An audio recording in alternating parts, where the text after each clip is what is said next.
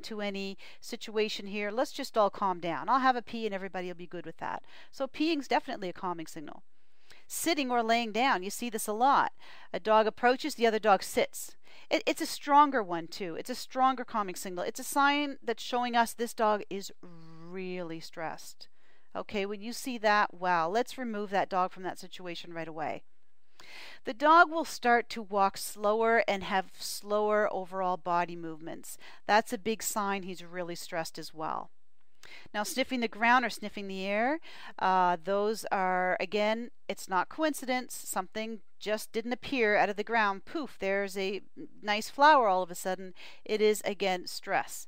And they're good at it. You know, they're good actors. They make it look so real, like there's really something interesting there, and you almost want to go over and investigate it.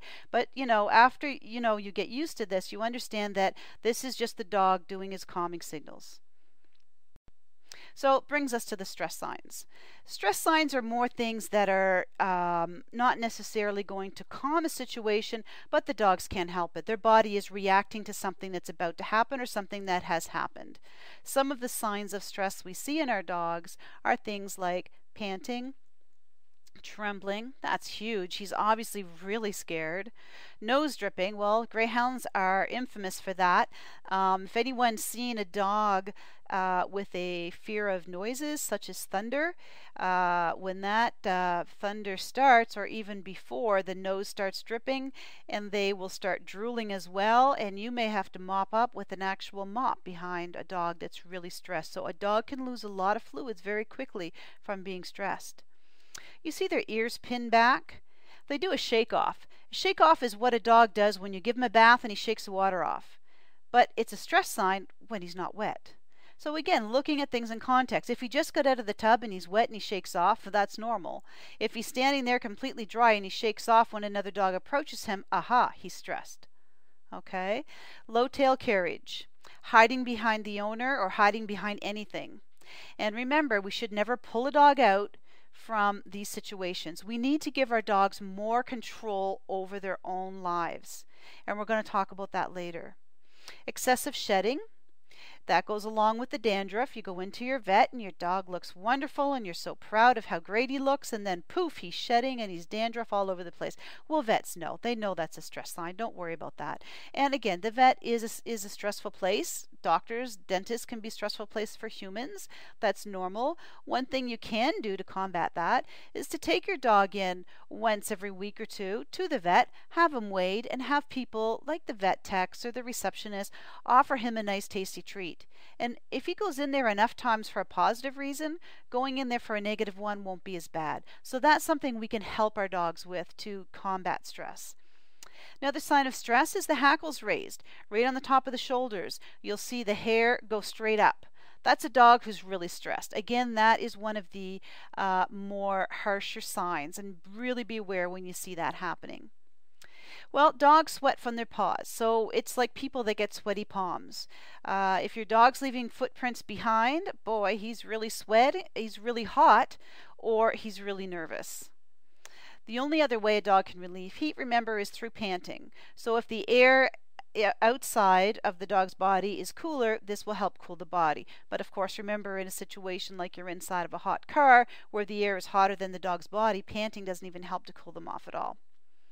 Dilated pupils. That's when the pupils enlarge. And you look at a dog's eyes, normally you should see brown eyes. If you're seeing almost a full black eye, the eye is dilated, and he's extremely stressed.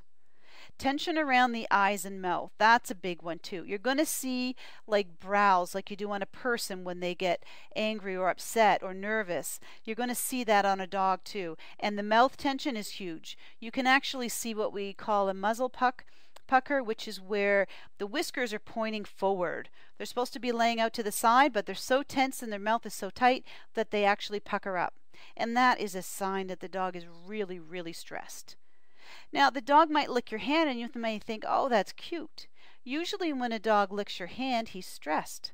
So remember, sometimes the cute things that we think, oh, he's cute and he loves me and this and that, they're actually signs your dog is under a lot of stress. Another one I see people, that's not on the list here, but people think is cute, is when they walk up to a dog and he rolls and he flips on his belly.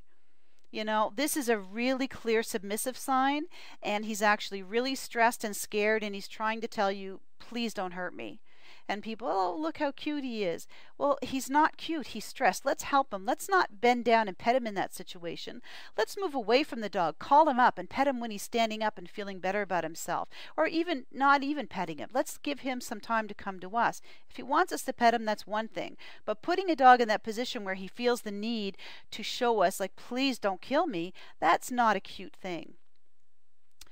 So hiding, again, we mentioned that. It's repeated. Vocalization such as whining.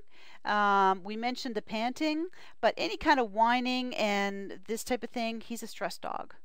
And there you go, rolling on the back. I'm sorry, I do have that mentioned there. That is a sign that a dog is extremely stressed. So, you know, try to do some extra work on this and try to watch your dogs and see what you're seeing. And remember that a wagging tail, you notice I don't have tail on here too much other than low tail carriage and hiding the tail. Is because the fact that people really put way too much evidence on the tail to look for the mood of the dog. The tail doesn't tell us a whole lot other than what I've mentioned here. When you see a wagging tail, it does not mean a happy dog.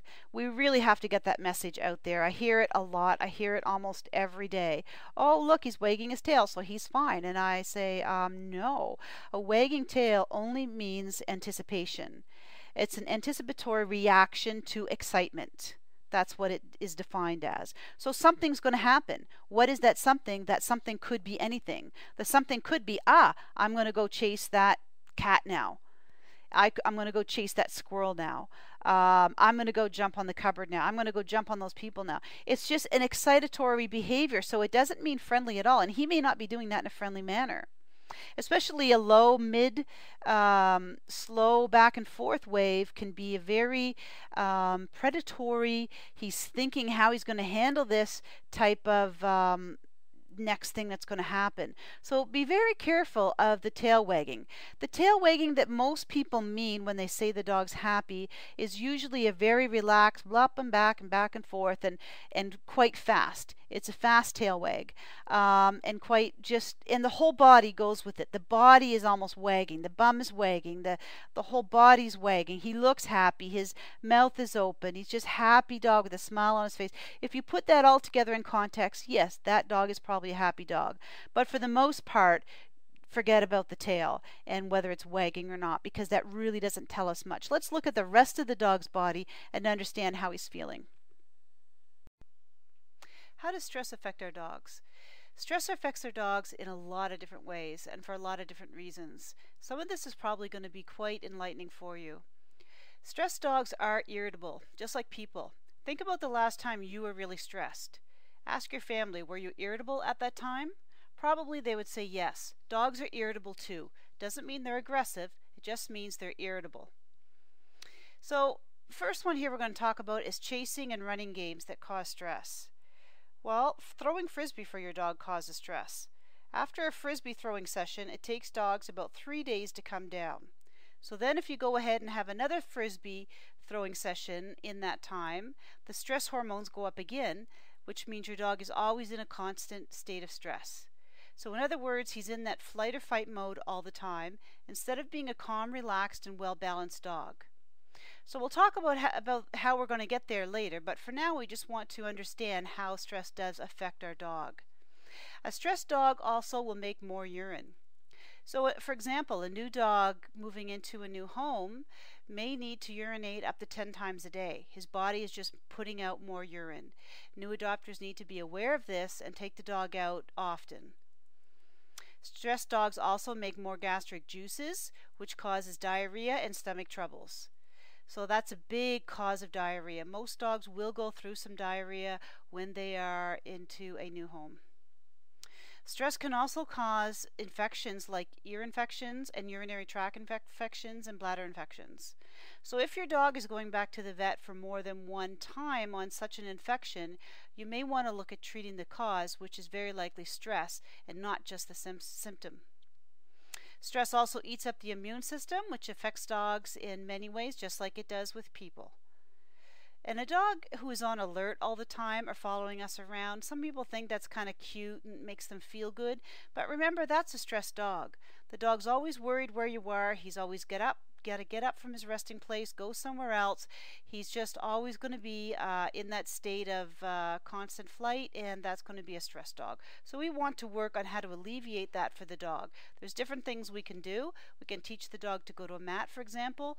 We can teach him the stop sign hand, which means no following, and there's different things like that. But for now, just be aware that a dog who is following you around is a stressed dog. When a dog becomes stressed, a series of hormones are released. This starts with adrenaline. Adrenaline is cleared fairly quickly through the body, but the adrenaline sets off cortisol, and cortisol is the big one we're really worried about. Cortisol actually heats up the temperature of the brain and destroys brain cells. It takes 3 to 5 days for cortisol to leave the muscles and blood in the body, and sometimes it can take up to a week. So just think about it. You took your dog out for a nice frisbee game. He got all hepped up, full of cortisol. Now he's back in the house, just in the state of flight. Now you have another frisbee game within those 3 to 5 days, and it just keeps the cortisol levels running through his body at all times. He's never really in a calm, relaxed state. It takes 9 to 10 months to rehabilitate the brain of a dog who's been in a really stressful situation for a long time. So if your dog came from a place that was a stressful environment, remember, that's going to take 9 to 10 months to rehabilitate that dog's brain. We need lots of time and patience. The ADH hormone is another one we're concerned with as far as stress goes. It controls the water balance in the body. And once that's upset, we have to sweat and we have to pee more. And when we have a lot of stress hormones in us, we have to move a lot. Have you ever felt really stressed and tried to stand completely still? It doesn't feel good. We need to move. So a stressed dog needs to move. And don't stress a dog until you have to. An example of this would be you're getting ready to go for your walk. So you say, you want to go for a walk? Do you? Want to go for a walk? Yeah, let's go for a walk. All this does is hype up your dog, gets his stress hormones going before you even go. So you're defeating your purpose.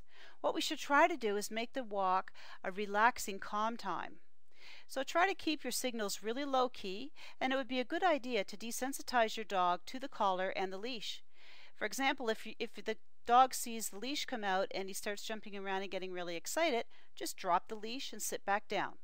Try it again. Stand up, get the leash again. He jumps up, he gets excited. Drop the leash and sit back down. Soon he's going to learn that when I jump up and get excited, I don't get to go for that walk. So this is a gift you can give yourself and your dog.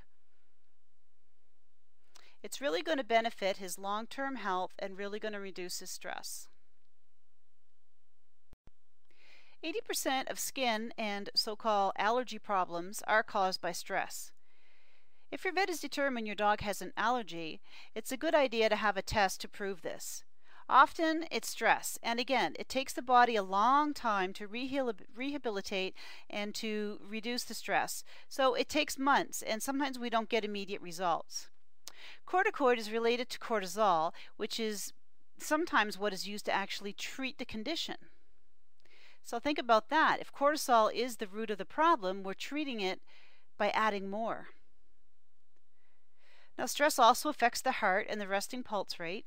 It's a good idea to know your dog's resting pulse rate so you can tell when there's something wrong. So you'd want to take this at a few different times to get a good average, and you'd want to do it after your dog has been resting for a while. Stress can also cause sun sensitivities. Stressed dogs have many behavior problems. One of the first things we look at when dealing with behavior problems is stress. A lot of people don't recognize that stress is the cause. So this is something we really have to consider. And any problem you may be having with your dog, ask yourself, could stress be the problem? Being alone for a dog causes stress. Dogs are social animals and they need to be with us. They like to spend time with us. One thing that is important to note too, that in shelters we could use more people just hanging around the dogs and being with the dogs in a quiet way. Instead of just, oh, got to take the dog for a walk, that's what my job's to do. What about just sitting and being with the dog, spending time with him, not touching him, not petting him, not putting pressure on him, letting him control the situation, let him decide what he feels like doing, but just sitting there on the floor with him and spending time. This is really, really important, and this will help reduce the dog's stress. Vaccinations and stress. One thing you want to note here is when it's time for your dog's vaccinations, try to plan it around as a stress-free time as possible. Make sure your dog is not sick at the time, you haven't just moved into a new house, you haven't added something new to the dog's environment. Think about all this and try to schedule those vaccination appointments around a time that, like I said, is really as stress-free as you can possibly find. Stress affects our dogs. Vaccinations have side effects. They affect our dogs.